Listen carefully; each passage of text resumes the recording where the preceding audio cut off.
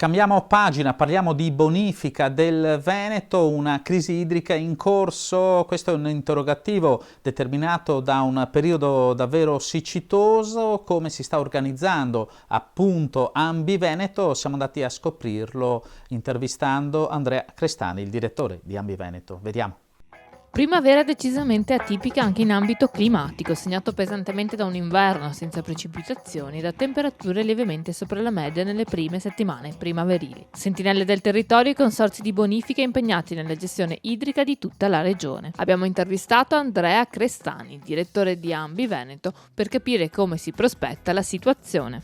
È sicuramente un periodo, come dicevo, di criticità idrica perché abbiamo avuto una stagione di scarsissima piovosità, ormai è quasi oltre un mese e mezzo che non ci sono importanti eventi meteorologici, quindi abbiamo una mancanza di risorsa idrica, specialmente in campagna. Siamo proprio di fronte a un cambiamento ormai strutturale del clima, quindi non so neanche se possiamo definirlo cambiamento climatico. Siamo in una nuova stagione.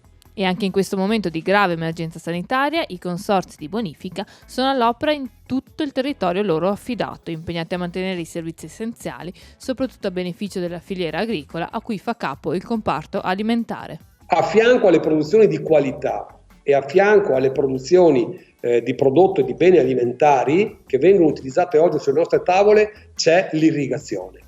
Il cibo è irriguo, non potremmo mettere sulle tavole degli italiani il cibo che serve se non ci fosse l'acqua per l'irrigazione. Ecco l'importanza dell'irrigazione. I consorzi di bonifica sono impegnati nel risparmiare questa risorsa il più possibile assieme agli agricoltori, ma dobbiamo sempre porre in considerazione che è un bene indispensabile.